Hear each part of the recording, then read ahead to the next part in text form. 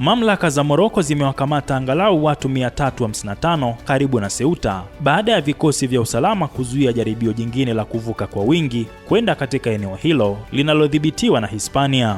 Jaribio hilo lilitangazwa kupitia mitandao ya kijamii na lilipangwa kufanyika Jumamosi.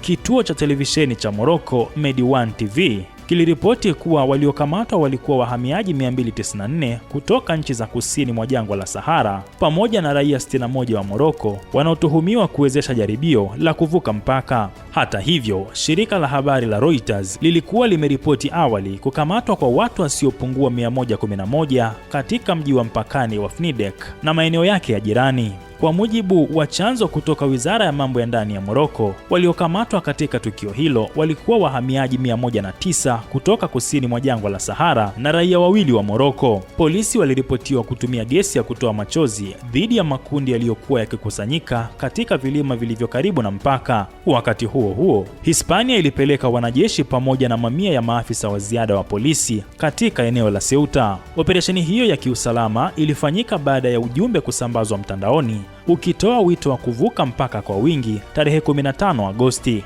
Tukio hilo lililotokea wiki mbili baada ya zaidi ya watu 72,000 kuingia Ceuta tarehe 30 Julai, hatua iliyolilemea eneo hilo. Inaripotiwa kuwa angalau watu 100 walifariki walipokuwa wakijaribu kufika katika ardhi ya Hispania. Mgogoro huo umeibua tena mzozo wa umiliki kati ya Madrid na Rabat. Moroko imekuwa ikidai Ceuta na Melilla tangu ilipopata uhuru mwaka 1956. Kwa upande wake, Hispania inayaona maeneo hayo ambayo imeyadhibiti kwa karne nyingi kuwa sehemu muhimu ya ardhi yake. Waziri wa sheria wa Moroko, Abdelatif Wahabi, alisema tarehe 11 Agosti kwamba Rabat imekuwa ikijadili mara kwa mara hadhi ya maeneo hayo na Madrid inataka mzozo huo utatuliwe kupitia mazungumzo. Hata hivyo, waziri wa ulinzi wa Hispania, Margarita Robles, alikataa madai hayo na kusisitiza kuwa Ceuta na Melilla ni maeneo ya Hispania yasiyoweza kuingiliwa. Wizara ya mambo ya nje ya Hispania nayo ilisema uadilifu wa eneo la nchi hiyo hauwezi kujadiliwa. Zaidi ya watu 8,000 waliingia Ceuta mwaka 2021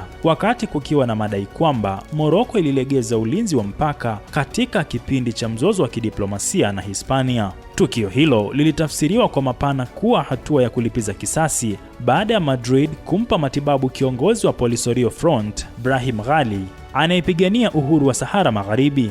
Moroko ilikanusha kutumia suala la uhamiaji kuishinikiza Spain.